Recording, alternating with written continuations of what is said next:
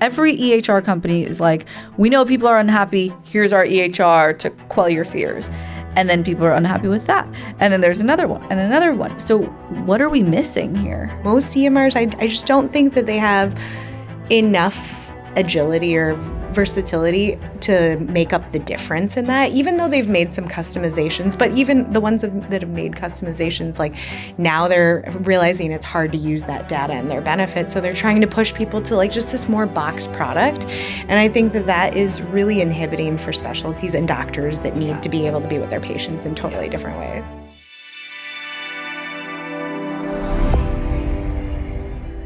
Thank you, Monika, for joining me today. Yeah, absolutely. It's been exciting so far. Good. I'm glad. Yeah, we're in day 1 of the summit. You still have quite a bit to go. So, you still give us time to meet your expectations or exceed them. That's great. Some things felt serendipitous lately because you have my mom's name, and one of your first devices was for something that like is very personal in our family. So I'm very interested to keep learning more. Awesome.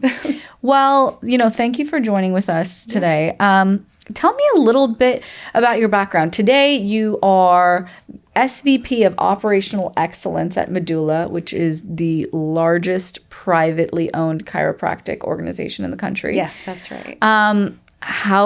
Talk to me about your journey in getting here. Well, I didn't know what chiropractic was when I was a kid. It was just become an engineer or a doctor. Mm-hmm. Of course. And I chose doctor and did pre-med and science the whole way through, and then took a pit stop as a job right out of undergrad for Chiro 1, which is what Medulla was originally. That's the first name. Got it.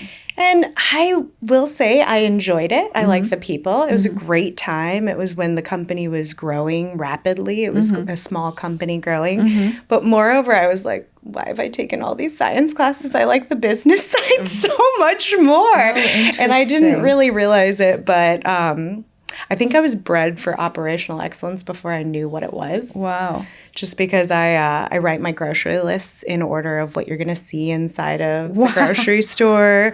When you tell me that you have something important to you a month later, I put a calendar reminder to ask you how it is. Like, I've done this since I was in like 5th grade. I've had a planner. So that's how I think that I'm the first of the OE inside of our company now. Got it.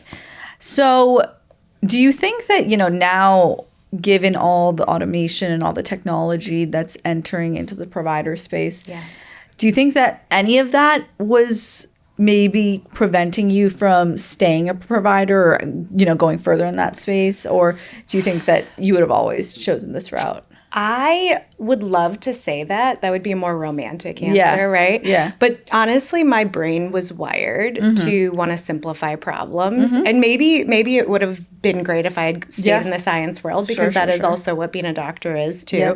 But I think I like business problems better. And I had the lucky chance of coming into a company that was growing, and it just had constantly a need to bring on more people. And I was like, not really if you do it easier and faster and more throughput, which I didn't know those terms then. That was just naturally how I kept growing inside the organization. So what were the kind of problems that you were working on when you initially started with Medulla? Oh my gosh, this is going to sound terrible. But the first thing I did after leaving the clinic, because I started as a clinic extender, the entry-level position under the chiropractor. Got it. The first thing that they had me do was take the angry phone calls of someone who wants refunds, right? Like, funny, not a role that usually you want to stick around in a company. But as soon as I got there, I was like, first of all, this does not need to be a full-time job.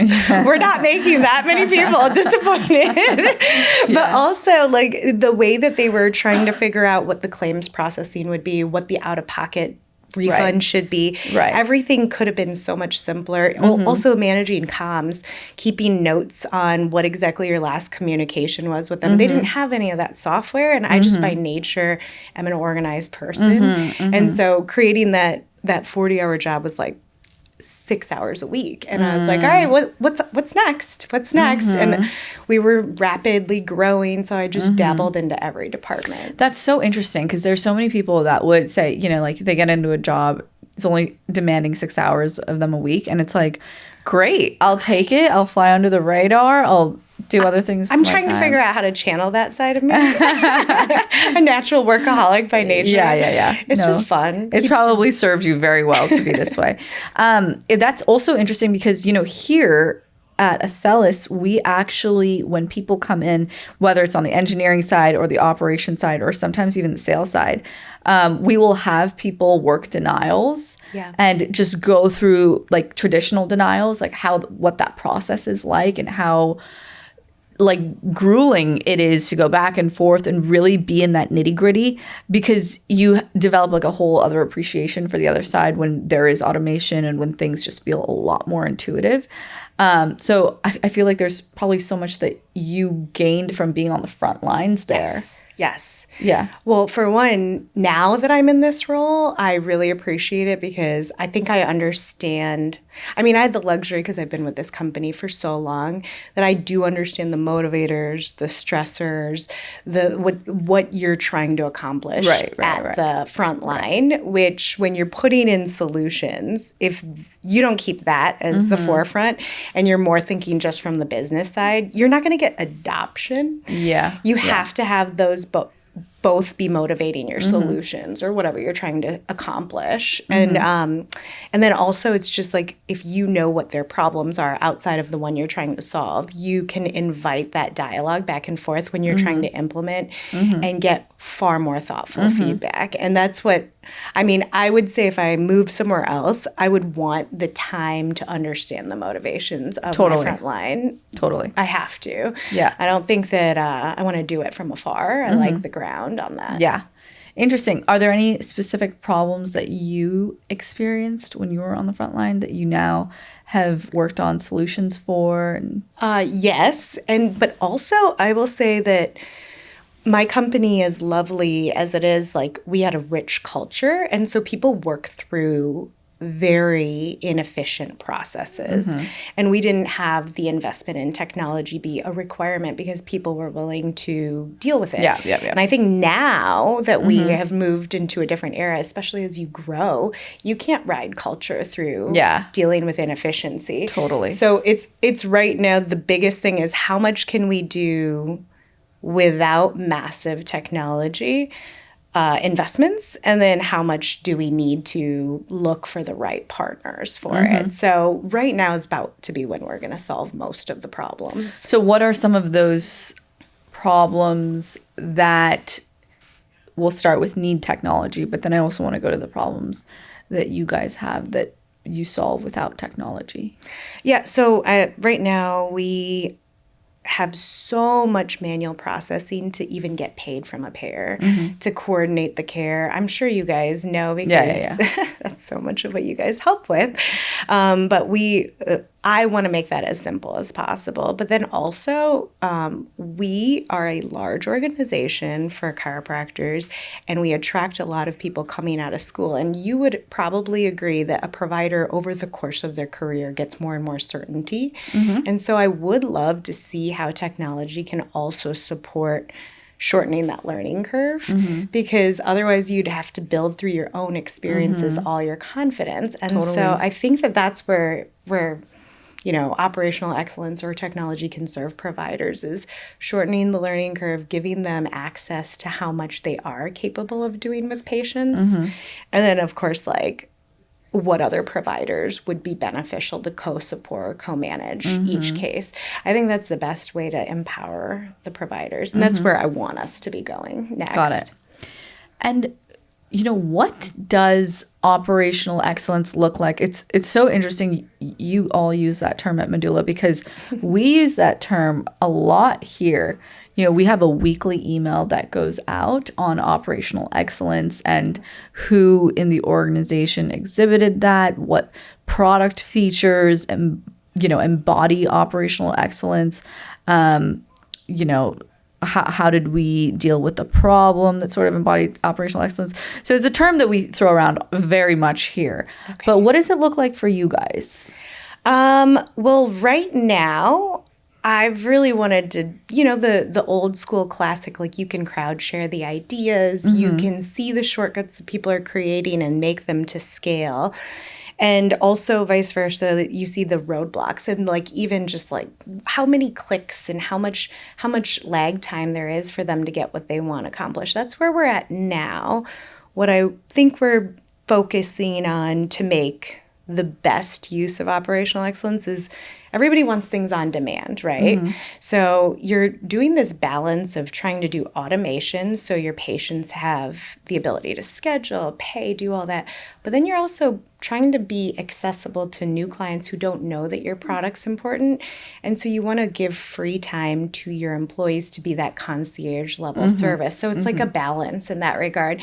And that's our goal. Our goal is automate the convenience, but also make ourselves highly accessible from a concierge level for the providers. Do you have specific metrics that you guys track internally that, you're like, I know I have a very healthy, operationally excellent goal org if we are doing XYZ? Yeah, so right now we're pretty infant in this. So it's a lot of efficiency, cutting down lag time, like straight throughput that you're trying to do. So each of them are going to be dependent on what the solution is.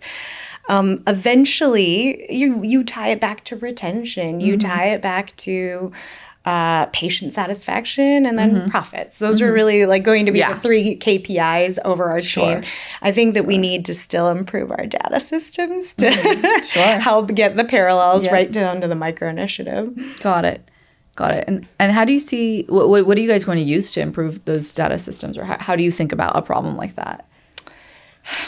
Okay, so right now, I just want our data to be easier to digest. Totally. We spend more time grooming it than anything. So if we can get to tools, we are not yet using the tools that we need to. So we're spending a lot of time sifting through the data. As soon as we can get to a place where there's trends being run for us, I think we're going to spend more time acting on the data versus trying to understand it in the first place. I think it's one of the coolest things that language models can do now is really if they're able to ingest a lot of this data, then it's able to reason through all of it and say, hey, like this is interesting, and even things that are non-intuitive, say, have you ever thought about looking at this? But even just developing that platform and like having you guys use it in a way that's seamless and that you're not like dumping things into GPT all the time. Of course. Right? Like even that is a difficult challenge. And then I'm sure consistency and adoption is its own challenge as well. Yes. Yeah. And also just having different leaders who look at that data differently have something in common. And I think if a language model can cut through that or provide the lens that's needed to the stakeholder, I think that's huge. Well, here's the thought. Like, is there a value in people looking at data differently, versus if it's going through a model, it's coming out and everyone's kind of looking at the same output? I can definitely see the value in the second, but is there value in people looking at it differently? Or when you say differently, are you meaning like incorrectly? No, but that was a really good question. I meant more how a finance team member might look at the return on investment is spliced differently. Just because the money's value at that moment versus later, they have a lens that someone who's trying to defend an ROI is not going to have. That was where I was coming from. But you do bring up a really good point. There is something about not making it too homogenous and keeping that lens and ability to evolve or innovate from what you see in the data. Right. Yeah. I mean, I do think it's so powerful. I was just on a demo right before this, and we were going through our report builder. So we basically build reports for, finance people at the health system or whatever the case. And it was so refreshing to them because they were like, wow, like it's so hard to pull together all this information. Yes. And I was just thinking, like, I wonder, there probably is value in like different people building reports and like indexing on different metrics. And I was wondering if there was a way to still encapsulate the power of that diversity in our report builder. It's still something I'm thinking about. Yeah. But Yeah, it's kind of an interesting question as we go into this like new era, age of AI. I'm sure. I imagine you want to see people go through what they do to groom it, why they do it, what they're looking for, and how often they wish they could do that. Because the only thing is, I feel like sometimes we get caught up on continuing to iterate that process as opposed to acting. Yeah. And that's where, like, if we can shorten that, then we won't spend so much time in the devisement of the report. Yeah. I don't know if you feel that way about businesses. No, completely. Because we will, even when we don't, we're getting into new problem space, even if we don't know a problem perfectly, we'll still throw up metrics on the board because we'll say we got to track this, and they might be the wrong metrics. And like a couple months along, we're like, oh, like we're tracking this incorrectly. We should do this. But it's still so helpful to have something on the board that you are trying to optimize. Otherwise, it's very, very easy to be running in circles. Yeah, like you don't know you're running in circles, and you burn a bunch of time, and that's like. Yeah. The most valuable asset, basically. It's like such a pendulum swing, right? Like you have to have something, but don't want like analysis paralysis. Exactly. Interesting. So right now, what are your big initiatives? Innovating and improving our EMR. We have chiropractors who are remarkable, and they do such great conservative care for people, but they would like to be able to see more people, and they're not naturally going to enjoy the large charting functions that they have to do. And in chiropractic, you can see so many patients in the time it takes you to chart because of the type of force that they're putting on with their patients. And so I would love to have an EMR that's really allowing them to do that as fast as possible, taking out anything that they aren't able to bring better value to that patient from. And that's just more governance that we have to do from the back end. Got it. Yeah. Got it. Have you gone through a couple of EMRs already? And you mean how many we've vetted? I can't count on two hands. What's lacking? Like, it seems at this point, like people are so unhappy. There's every EHR company is like, we know people are unhappy. Here's our EHR to quell your fears. And then people are unhappy with that. And then there's another one and another one. So what are we missing here? Well, because each specialty is so different. Right. And they just have to make a product that can satisfy so much of it, but it still leaves a lot of manual or other outside process for them to do it inside their specialty. And so most EMRs, I just don't think that they have enough agility or versatility to make up the difference in that, even though they've made some customizations. But even the ones that have made customizations, like now they're realizing it's hard to use that data in their benefit. So they're trying to push people to like just this more boxed product. And I think that is really inhibiting for specialties and doctors that need to be able to be with their patients in totally different ways. Yep. That makes sense. How big are you guys now? How many clinics do you guys have? A little over 150. Okay. It's a ton of clinics. Yeah. You guys have a ton of clinics.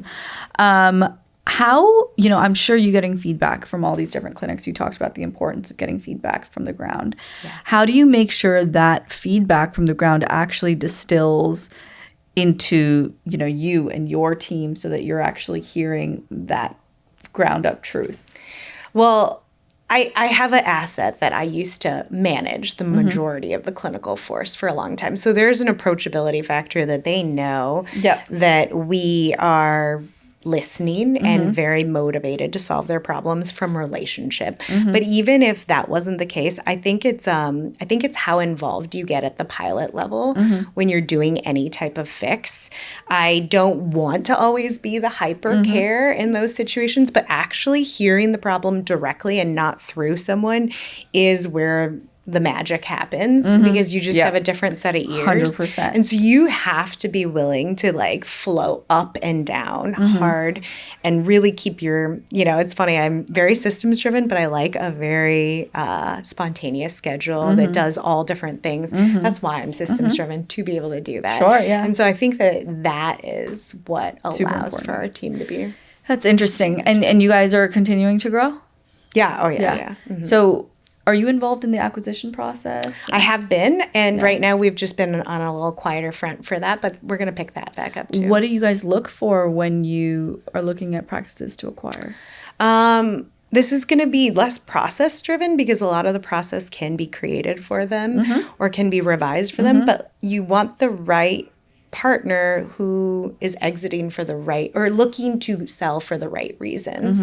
A lot of people in the individual chiro space or any other specialty are ready to find their exit plan. They need to retire and they don't want to be practicing all the time. But you have to find them in the right maturity. If they're like ready tomorrow, then that's not great for their people. We need it to be a back and forth dialogue to figure out how their systems can somewhat transform to ours, but also how we can learn from their area. Yeah.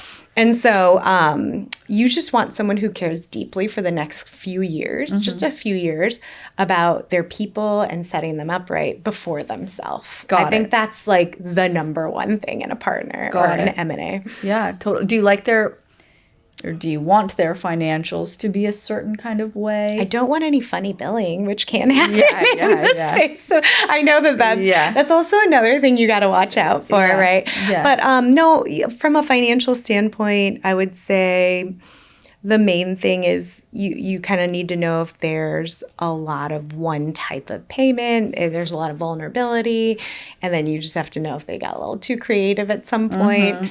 But everything else we can figure out usually. Okay. Yeah. Okay. And then as basically a patient's expectations now are so different probably now than they were back then in terms of what they want from like a doctor and like their whole provider experience.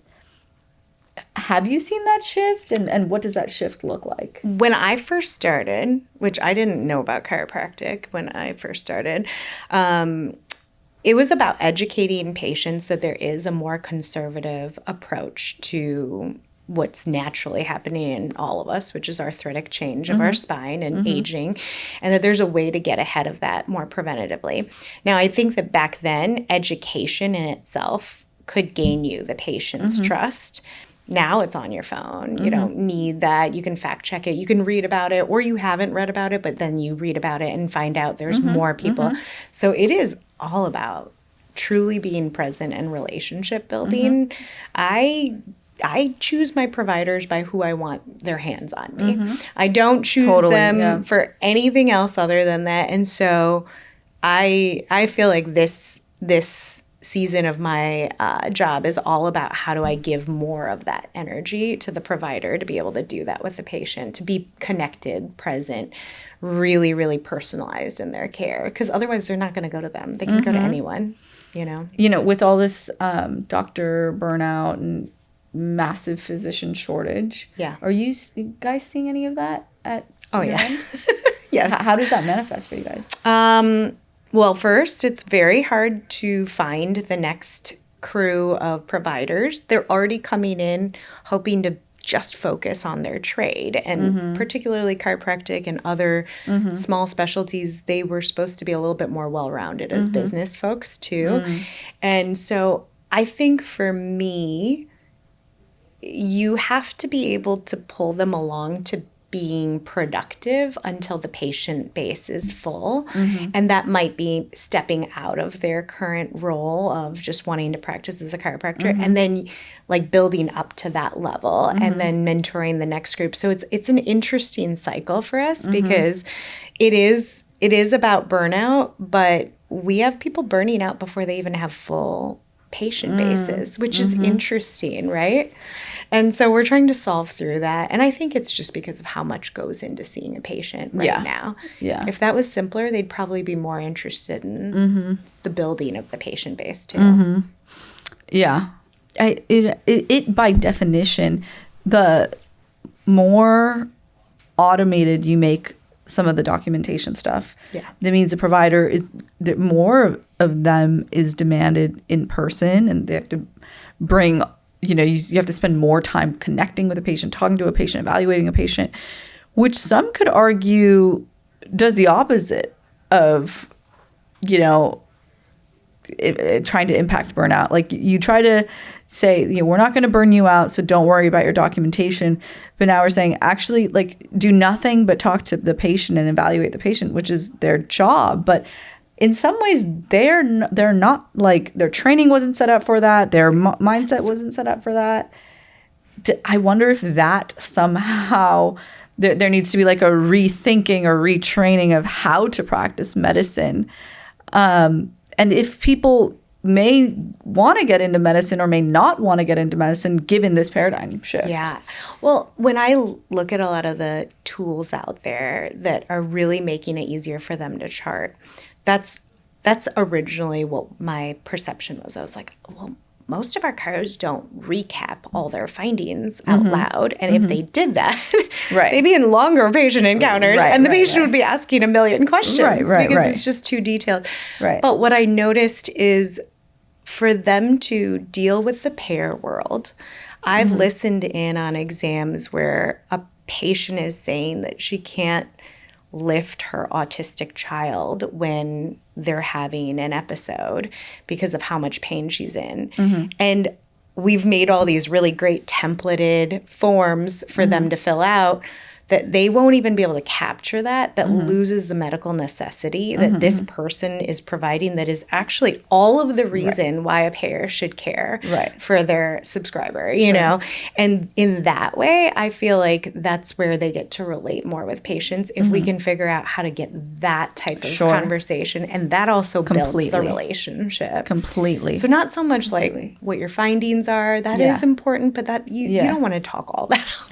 Totally. And, you're talking about medical necessity. You're talking about, reasons to get care covered in a world where it's, not clear that it's going to happen. And so in that way, it is so important. And there's so much more benefit and value in connecting with a patient.